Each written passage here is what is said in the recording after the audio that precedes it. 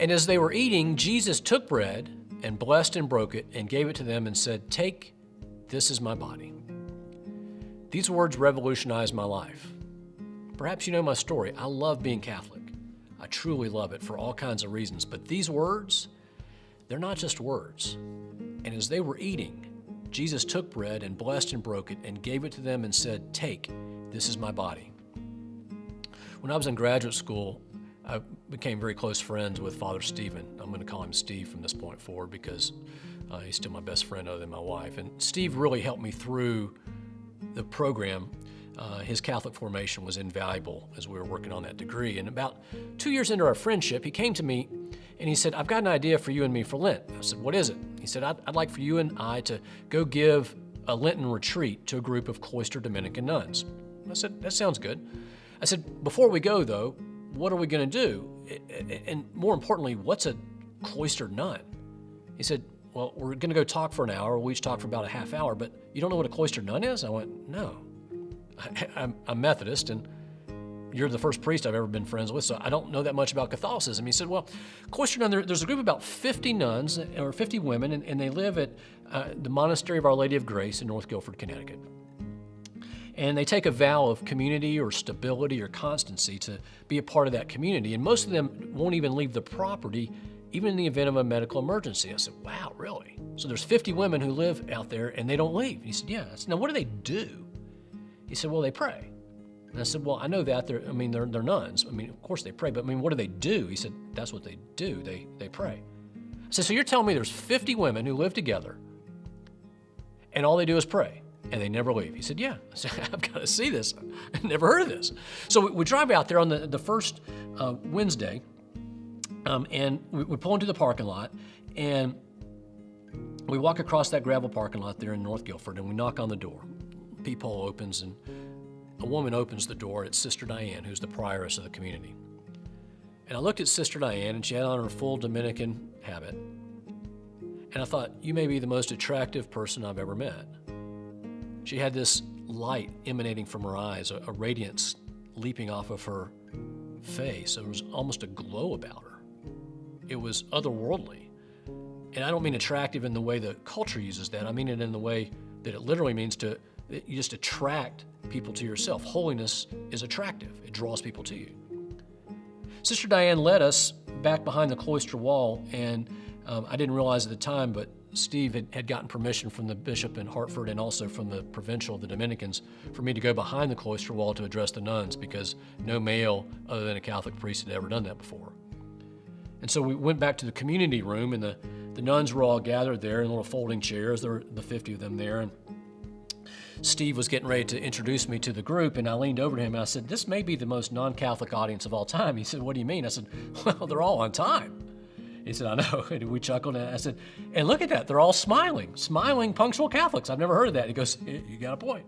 And I said, "And they're all carrying Bibles. I mean, these aren't Catholic nuns. You're pulling my leg, man. These are Baptist nuns, aren't they?" And he goes, No. I said, "Smiling, punctual, Bible-carrying Catholics. I've seen it."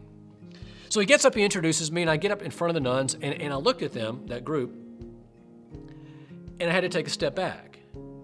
Because as I looked at their faces, I realized that almost all of them had that same radiance and light, attractiveness that Sister Diane did. And as a Methodist pastor, as a Protestant, I didn't have a category for that. And so it took me a moment to get oriented and to get my composure, my poise back. And I gave my first talk, and then Stephen gave his. And we did that for I guess it was 6 Wednesdays we went out there. And the last Wednesday, we saved some time at the end for question and answer. And the first sister to raise her hand was a woman, Sister Rose, and she's no longer with us, God rest her soul. And Sister Rose was elderly, and she was short and stout, and she stood up and she said, "Alan, I want to thank you for coming. You're the first Methodist pastor that most of us have ever met." And I said, "Right back at you, Sister Rose." I said, "I didn't even know a group like you existed a few weeks ago." She said, and so I want to thank you, and I also want to tell you, after listening to you for these past 6 weeks, you sound really Catholic. And I said, "Well, thank you. I guess that's coming from a nun. That's a compliment." And she said, "So I have to ask you, why aren't you a part of the church? I thought to myself, that's a strange question. I'm a part of the church. I mean, it says right here on my card, Alan Hunt, pastor, United Methodist Church, CHURCH, church. I'm a part of the church. I said, so I don't understand the question. She said, well, let me ask you again. Why aren't you a part of the church? Asked me the same question, same way. I said, I guess what you're asking me is why am I not Catholic? She said, no, what I'm asking you is why aren't you a part of the church?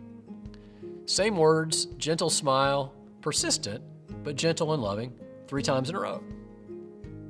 And I said, Sister Rose, I don't really understand your question, so I'm just going to tell you why I'm not Catholic. I said, I don't really know why I'm not Catholic, to be honest. I grew up Methodist. I don't know that much about Catholicism, as you could tell in these talks. And Stephen's the first Catholic priest I've ever really gotten to know particularly well. But if I had to answer, I'd probably say I'm not Catholic because I don't really understand what y'all believe about communion. So for me, it's just obvious that the bread and the wine, or the bread and the juice, because as Methodists we use juice rather than wine, they're symbols. They're special, they're important, they're holy, but to somehow believe that they're miraculously transformed mysteriously into the body and blood of Jesus, literally, that just doesn't make sense to me. I said, so I love you and I respect you, and this has been an incredibly enriching 6 weeks for me, but I'd have to say that's probably why I'm not Catholic.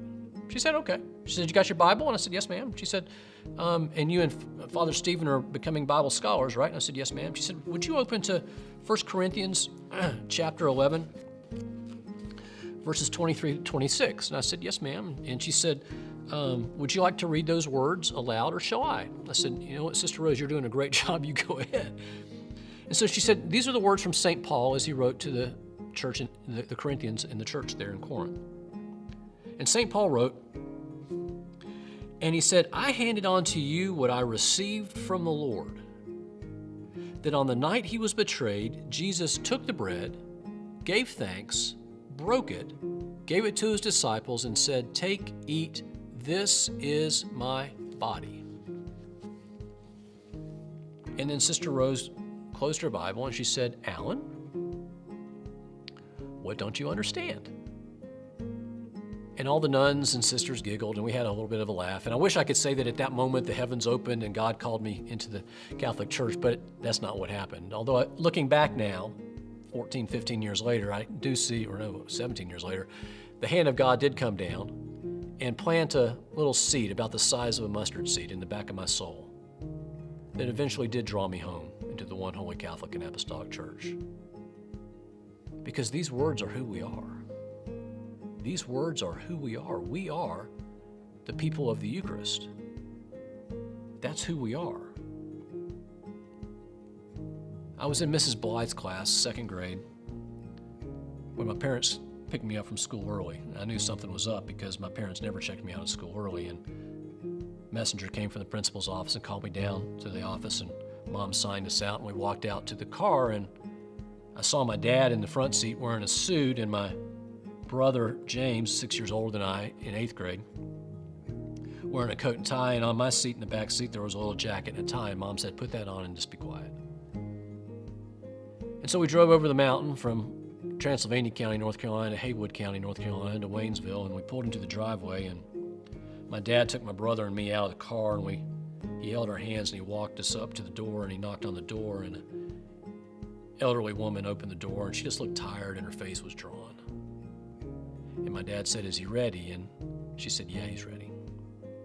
So my mom followed the woman, and they went into the kitchen, and my dad took my brother and me, and we walked down the hall to the second door on the right. My dad gently opened the door, and we walked into that little bedroom, and my dad dropped our hands, and he walked out and he closed the door. And so James and I, my brother and I, are there, and we're looking at the bed, and lying on the bed is a man who a few years before had been 6 feet tall, 180 pounds, big square jaw and a bold, booming voice. But today he was maybe 120 pounds, emaciated, worn out from a couple years worth of cancer. And he looked at us in his weary eyes and he said, are you ready? And we said, yeah, we're ready. He said, no, are you ready? And we said, yes, sir, we're ready. He said, are you ready? And we said, yeah, we're ready, sir. He said, get a pencil and some paper and write this down. So we looked around the room and we found some pencils and pieces of paper, and we said, okay. And we looked at him and we leaned over and he said, are you ready? We said, yes. He said, write this down. We said, yes, sir. And he pushed himself up on his elbows and he looked us in the eye and he said, always remember who you are. Always remember who you are. I remember that because I wrote it down as a second grader, and I wrote it down and I still have it with me, and I keep it in my Bible so I can always refer back to it. Because those were the last words my grandfather ever said to me. Always remember who you are. The gospel reading today says, as they were eating, Jesus took bread and blessed and broke it and gave it to them and said, take, this is my body. I love being Catholic, and Corpus Christi is one of the big reasons why. Because this is who we are. We are the people of the Eucharist. Always remember